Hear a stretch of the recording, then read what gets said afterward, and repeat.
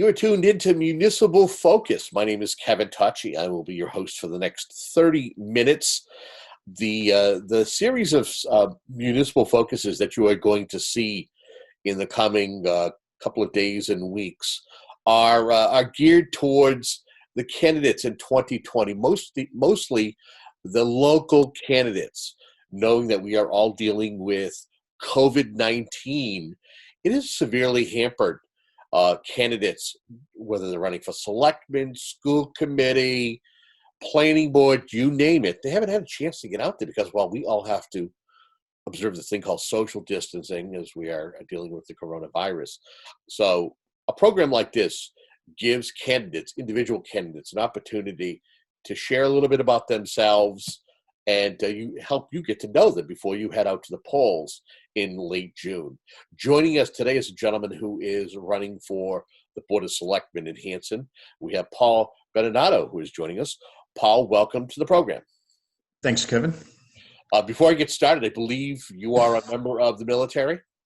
Yes. I'm been a member of the Army Reserves / National Guard for 32 years.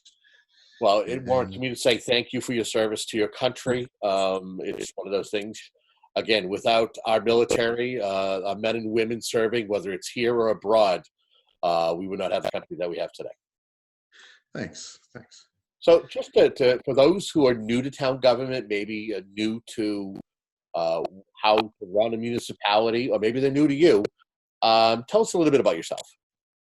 Well, I'm 49 years old. We moved to Hanson from Plymouth about 4.5 years ago, roughly. I work in the logistics industry. I have a master's degree in quality systems management with the Lean Six Sigma certification, and I got a bachelor's degree in political science. Husband to Annette Benenato, and I have 2 children in the Hanson school system. So what made you decide to run for the Board of Selectmen? Well, actually, I've been in discussion about it for probably a little over a year. Now, some people think I'm crazy for doing this in the middle of a pandemic, because it kind of threw the game plan off a little bit. But I like Hanson. We moved here for a reason. I love the small town feel of Hanson. I am concerned about the school system in Hanson, especially with everything going on with the proposed budget and the statutory method. So that's kind of put me over the edge on wanting to run.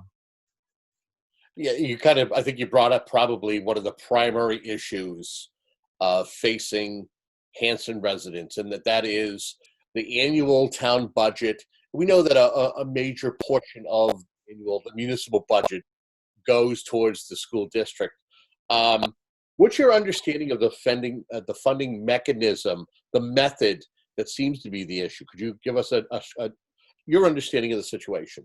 Yes, the statutory method that was, we've always had in the town of Hanson for 60 years, the percentage of pupils method. And now Whitman wants to go to the statutory method, which kind of throws off the calculus a lot not in Hanson's favor.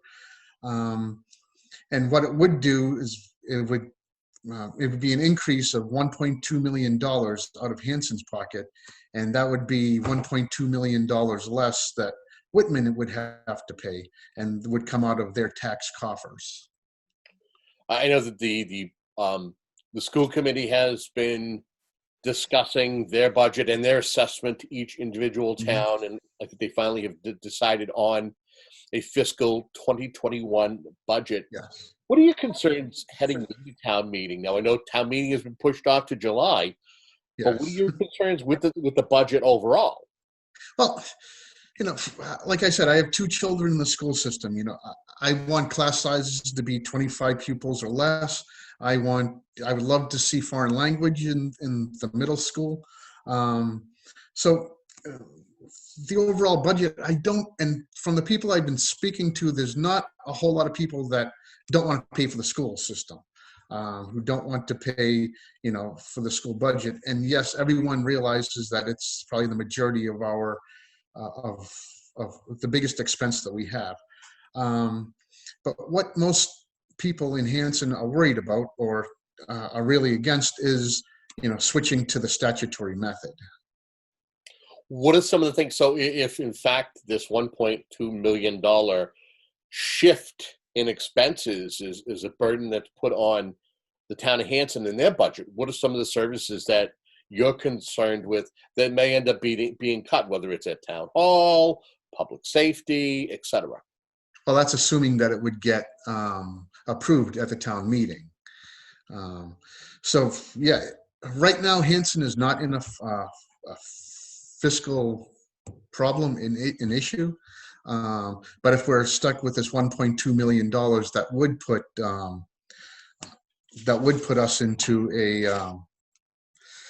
a very tricky situation. So what we would have to do then is that's if it's voted on in town at the town meeting, we'd have to focus on current staffing for the town, and you really have to it would take an ugly look at capital expenditures and expenses for a while. Okay. Any concerns that there have been talks or discussions, or it's been thrown out in regards to maybe deregionalizing from the Whitman-Hanson School District? Yes. Well, yes. That's been a discussion, and that would be a shame if we had to do that as a town. And there's been various discussions that I've heard from various people in town. Some people are very adamant about getting out. Some people want to hold on and hope for a compromise. And then there's other people that, want to deregionalize K through 8 and kind of keep the high school, see how that math works out. But you would have to, the town is going to have to do an analysis to see how much that would cost for either staying in. We know that that's $1.2 million.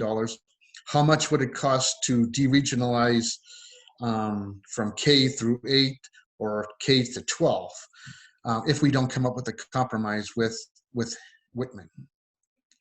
You look at a community when it comes to the amenities. When someone moves to a town, they look at certain things. They look at the school system. They look at shopping. They look at the ease to getting to highways, or maybe little things, maybe accounts on aging. I know that there's been discussions about the McQuan School, a former school that is now, I think it's been shut down, and the town is thinking about what they should do with it. Are you fearful that if in fact the town has to worry about a $1.2 million deficit, that you won't be able to handle a capital project like the McQuan, which I know has been rumored to maybe either to be sold off or maybe used as senior living? Yes, and there's been a number of brainstorming ideas for that. And realistically, if we had to do it, we would have to either look at opening up that McQuan School for, either high school or restructure our schools to fit them, or we have to look at how do we raise money to build a brand new school to fit the high school kids. So that has to be done in an analysis in the future. And, that's an ugly situation that not many people want to do, but I think many people in Hanson, they don't want to break up the school district, but they feel like they're being wronged by getting stuck with this $1.2 million bill. And that would cause a lot of anxiety and a lot of, I don't want to say hatred, but distrust and dislike towards Whitman. And we've been a school system for an awful long time. And it would be a shame to break that up. Let me ask you, in regards to economic development, what's your understanding of the town's economic development situation, knowing that it's not a community, it's more of a bedroom community than it is somewhere that businesses flock? What can be done to stimulate economic development, which would, in fact, bring in tax dollars and help alleviate some of the stress, the financial stress on taxpayers and homeowners? Oh, yes. Well, we moved here because we like the location. We like the small town feel. It was close enough to, families surrounding towns. It's close enough to Boston and Providence if you work there. And we have a commuter rail station right here. Currently, actually, this past weekend, I spoke to someone who's been in this area since 1711. He's very active in town. Well, not him, but his family has been here since 1711.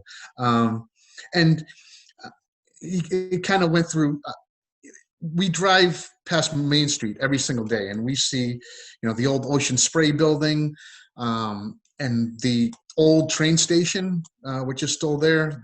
We call it the Red Trains. My kids call it the Red Train Station. And then there's the old dilapidated old general store right across from Dunkin' Donuts. And I was like, God. And then, this weekend I found out about that, right around,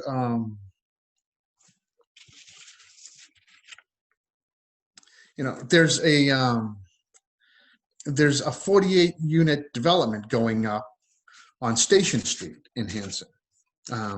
And what the developers are doing is they're taking advantage of, the location to the commuter rail, which is a great asset that we could really leverage. All those buildings there, they're privately owned.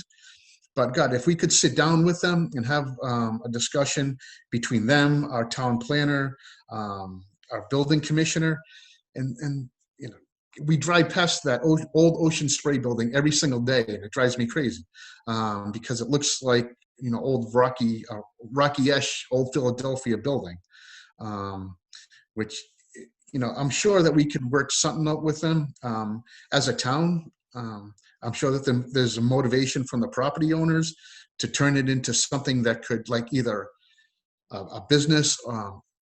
We could turn those things into units, housing units. We have a need for affordable housing in Hanson, and that could be split between affordable housing and regular, young professionals who work in Boston.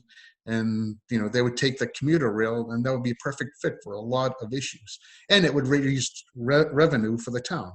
You would get, from a 3-bedroom, 1.5, 2-bath house, anywhere, depending on the size, between $2,000 to $4,000 of revenue. So if you could build a well-done unit there, and also look at other options, there, if we get 48 units that are coming up at between $2,000 and $4,000 a pop, that's priceless, and it doesn't diminish from the town, small town feel at all, because we have a very good conservation commission in Hanson. So I would ask you this, knowing that we are enduring a pandemic right now, and yes, small to mid-range businesses are really suffering, and knowing that maybe 6 to 7% of Hanson's taxes are paid by small businesses. What are your concerns, and what can be done by the town to help those small businesses during this crisis? Well, that's going to, that is a tough issue, because it's either going to end quick. Well, the governor decided to take a phased approach. So it really depends on how supportive the town people are in supporting their small businesses. Once the restaurants open, I can't wait to go out to breakfast. Every Saturday that I don't have Army Reserve duty, I usually go to the Rod and Gun Club with my son, and then we hit up one of the local establishments for breakfast. I can't wait to do that. So hopefully at the end of this, and as we hit phase 1, 2, and 3, the people in town do start returning to those small businesses. And I know one small business owner, they had himself, his wife, and his brother working the kitchen, and he was almost in tears because he had to lay off all his staff. So one, I'm kind of hoping that the community, rallies to all those small businesses, that when they can start open, that they can start frequenting them again. Okay. I think we've kind of talked about some of the primary issues in town. But what are what do you feel are some of the issues in this race for Board of Selectmen that aren't, maybe they're not the glamorous issues. I don't want to call school funding a glamorous issues, but they're key, they're priority issues, they're paramount. What are some of the Mhm. smaller underlying issues that maybe you've been hearing conversations from residents, or you've been seeing on social media that are, while they're not a major, they're flying under the radar and they're important to residents in Mhm. Hanson? Well, everything that usually comes up, we have one of the best police departments in the area. We all live in a great, safe town. That's kind of attracted us to here. But in order to run a good police department and a good fire department, you need to maintain all the equipment. The radio station, the radios, the computer systems, and the alarm systems. The vehicles have end of life, a beginning and end of life to include the fire department. So yes, one thing that I would do is I'm sure that the fire department is going to need, new equipment coming up fairly shortly from what I'm hearing. So yes, so we would have to address that. Um, Also, there's some people in town that are every single rainstorm or every single storm, we lose power. We lose power for, I don't know, anywhere between 24 hours to 5 days, depending on where you are. And a lot of people would like to see, the infrastructure of town, these wires that we have. Is there any way that we could work with the utilities to put them underground? Is there any improvements that we can work with the utility companies to do? Because that's it's an inconvenience. Most of my neighbors have generators or some sort of backup, uh, and for a town of this stature, we should have better infrastructure. Also, the water problem. We are going to have to attack that as a town at some point. Half the town, they have brown water on occasions. Um, so are going to have to address that uh, holistically as a town. How would you, let's delve into the water situation, because I know that not too long ago there was a project done to repaint the inside of the water tower.